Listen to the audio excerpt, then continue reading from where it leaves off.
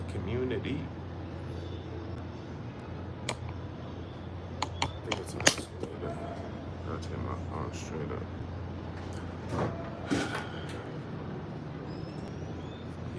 Yo. What's good? All right, hold up. This is my first day going live on YouTube, so everyone please bear with me.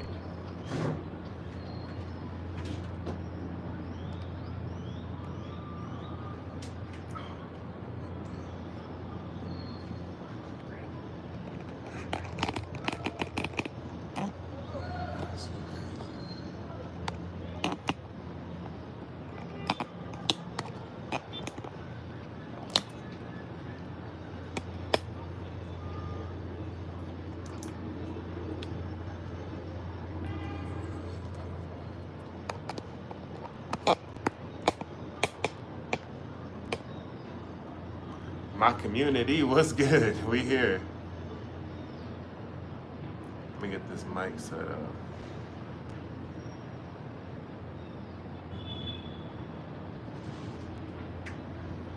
What's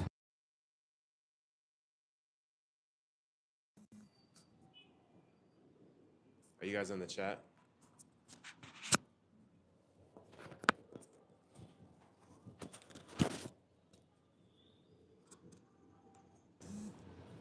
Yo, mic check 1 2 1 2. Can you guys hear me? What up, Radiant Queen? All right, so we here. All right, this is cool. All right, let's kick it for a little bit.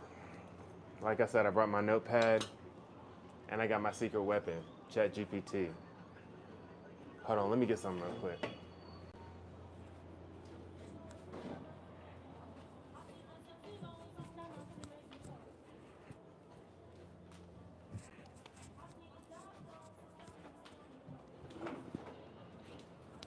Okay, I'm back. I wish I could show you guys my Airbnb. It's so dope. What up, Saturi Goji, John Prince? Yo, what's good? Yo, Emma, what's good? This live is about relationships. Okay, so first off, thank you guys for coming. This is my first time doing live on YouTube. I was this close to not doing it because I honestly don't know what I'm doing. I'm just here and I've been having very good conversations these past few weeks. And I want to share it with you guys because I think I've been learning a lot. And I think the people who I've been conversing with are also learning a lot. So please keep leaving comments in the chat and I will definitely get to you as soon as I can as I'm talking through what I want to talk through. But let me know if the wind is too much. I'm outside here in beautiful Cartagena. John Prince was good. Radiant Queen was good. But the first thing I want to talk about is the feminization of the modern day man. And the first thing I'm going to do is I'm going to go to ChatGPT. I'm going to ask it. Fuck it. Yo, ChatGPT. What do you think are some of the main precursors to the feminization of the modern day man? Oh, shoot. Holla. Mark some of the key venues. I want to make sure I'm understanding you correctly so I can help. Okay, so from my perspective, it seems like No worries. It sounds like you're starting to explain something. What were you about to say? I'm all ears. You know what? I'm just going to write it out. It seems like the modern day man is subject to a lot of feminization from the outside world. What do you think are some of the main precursors of this ideology?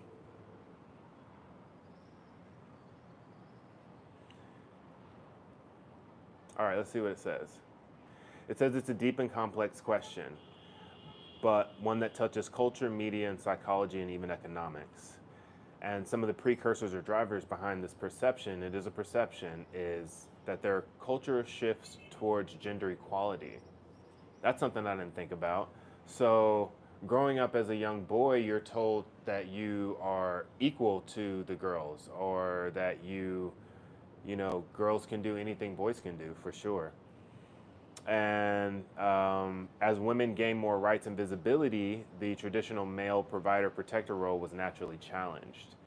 So the redefining of masculinity made room for emotional expression and vulnerability, which some view as feminizing, but others see as a healthy balance.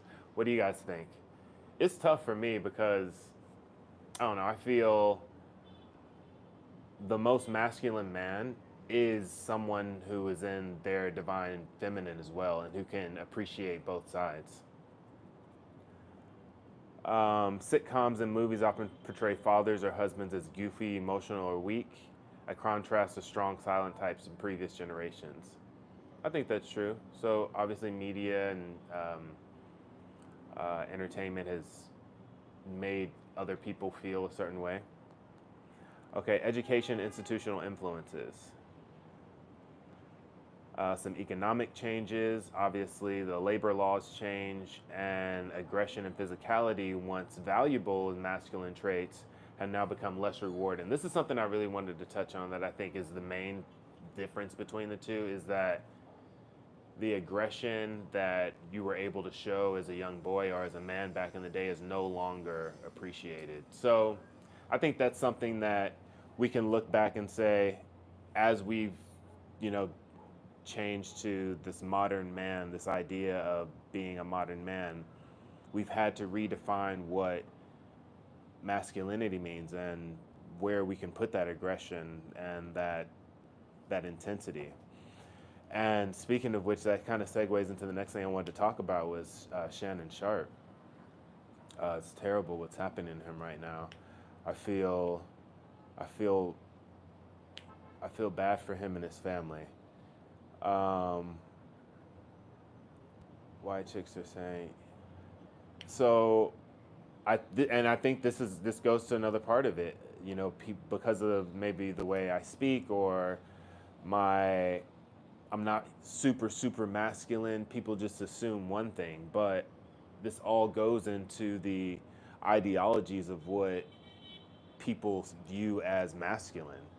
And my mentor put it perfectly. The only thing that makes you masculine is standing for something and having the balls to stand behind it when it comes up against criticism or vitriol or hatred. And so someone says Shannon is a I don't know enough about the situation to have that valid of an opinion on what's going on with Shannon and the OnlyFans. Look, I make it a point to not follow any OnlyFans girls. I think having OnlyFans or following OnlyFans girls is like fast food almost, where okay, you are having these interactions with these women, but are they real? Are they no, they're not real. And I can tell you right now that I've met women who do OnlyFans, and the first thing that they tell me are the people who follow them are they don't even they just a number really. So I prefer to have real interactions. I prefer to have interactions where I can look back and have an emotion about what I was saying, how I was feeling, what I was thinking.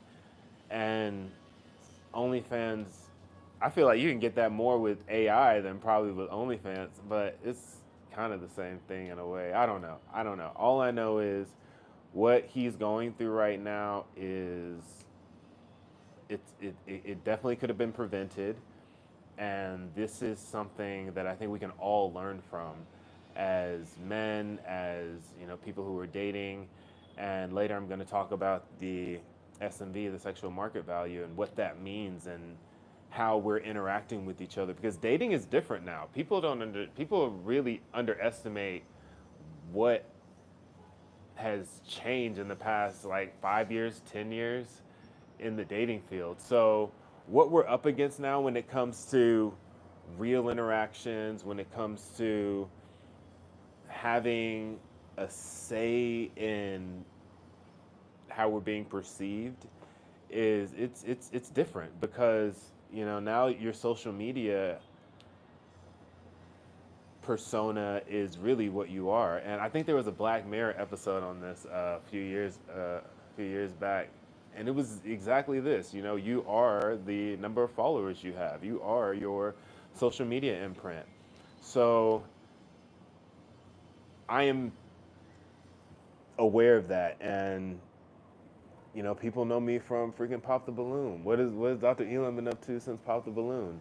And it's been a wild ride because now I get noticed in the streets or at the airport, and people have this preconceived notion of me. And I don't know, everybody I meet out in the streets has been cool. I did go to this club this one time, and it was people just so excited, they don't know what to do with the energy, and I'm just trying to hold space, like. But I'm here for it because in that moment when I was on Pop the Balloon, I didn't know it was gonna go viral. So I was definitely just being, I'm just here. Like, y'all, got the invite. What's up? I'm here. And I don't have anything to prove to anyone anymore. So I'm literally just giving you what I'm feeling and what I'm thinking. So as I'm learning to figure out what I want in a partner or partners, or as I'm dating, I'm enjoying being single right now. Actually, I know what it's like to be in a relationship, and I know what it takes to have a healthy marriage because, one, I grew up in a marriage. I wouldn't say it was relatively healthy, but my parents grew over time, but they stuck with it. They're not on social media like that. They raised 4 kids. We're all successful and healthy, and doing a great job. And that's part of the reasons why I don't want kids. I think is because I grew up, you know, I'm the oldest of 4, so spending time with my younger brothers and sisters a lot, and really pouring myself into it. I felt like I knew what parenting was, and I knew the sacrifice it took. And I spent this point up into my life building and architecturing what I think freedom and happiness looks like. Um, I want to encourage people to do the same thing. So I'm here on YouTube to talk about the hard stuff, to share my story. I'm going to be posting some more videos of just like my lifestyle and what it looks like. And like I said, I've been having some great conversations with people. So one interesting topic that I think most people don't realize, we're all playing this game. Most people don't think about it when they're on the apps or on social media, is what's called your sexual market value. Now, I don't actually know who came up with this phrase or terminology, but it basically is where you stand in the dating game. Whether you're married, single, poly, whatever you are, this is where you stand. And the ability to know what your sexual market value is will allow you to thrive and put you in arenas where you can win, right?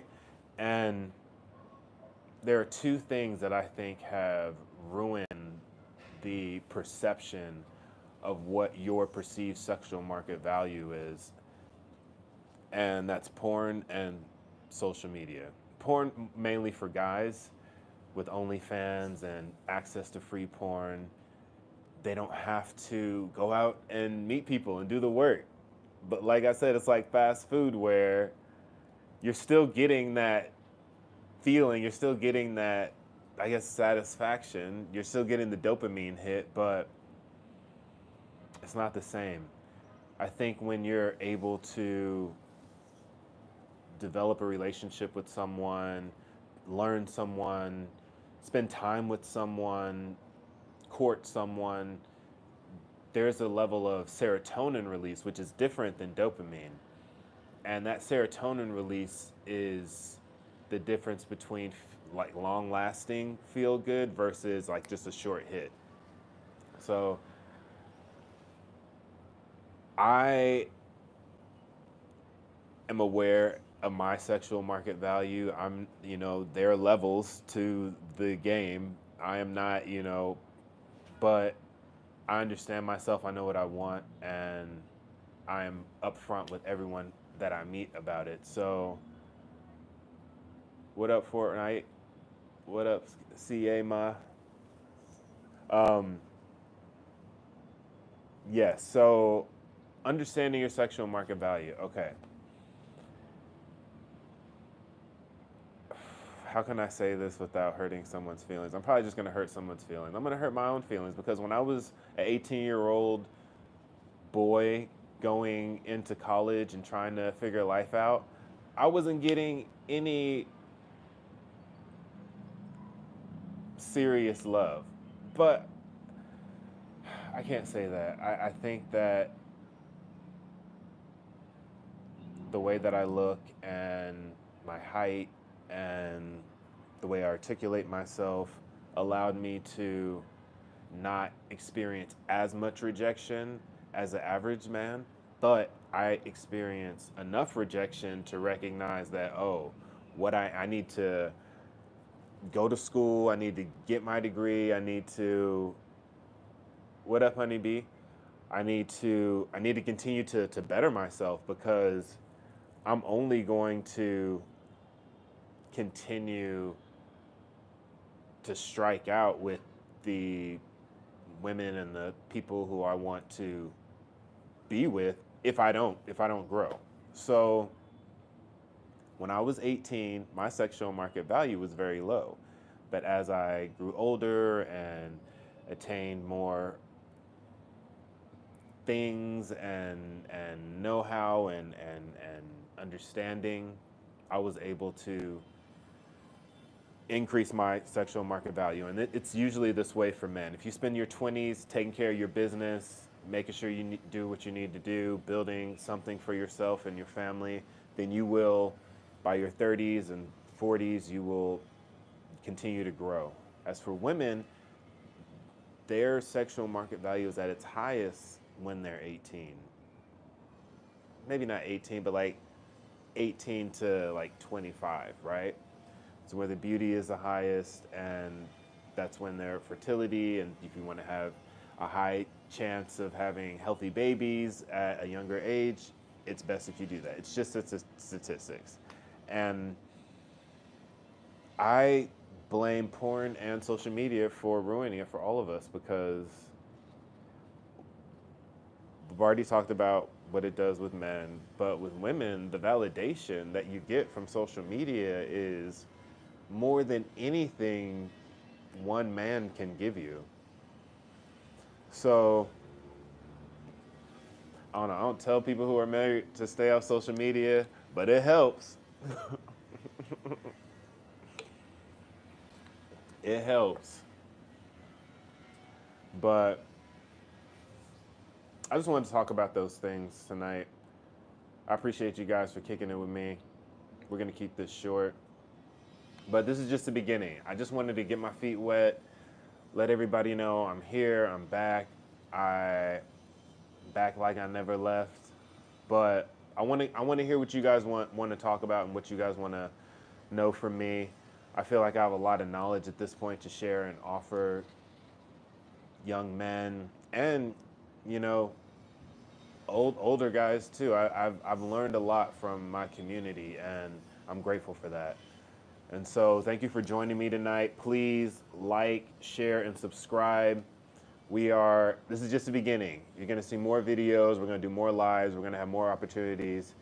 Honeybee says, stop the cap. A beautiful woman that takes care of herself is still beautiful in her 30s and even 40s. Fertility just goes down with weight gain, which most older women are. Yes. Yo, I'm not saying there aren't some exceptions to the rule, right? Obviously, in the bell curve, you're going to have people who are young and can't conceive, and older who can conceive, right? It's just, but I'm talking about the average. I like to talk about the averages because that's most people, right? They're obviously outliers, right? If you're a super, super beautiful woman, you're not having the same experience as the rest of us. If you're super, super famous, then you're not having the same experience. So we have to talk about the averages because that's where we can affect change and continue to move the a healthy vibration of the earth, really. I mean, I don't like being around people who are stressed out and toxic and don't know how to handle their emotions all the time. So this is the work. This is an effort to kind of help people get through their day so they're not stressed out and hurting all the time. So it's possible. I'm just trying to do my part. You guys like and subscribe. We out. Peace.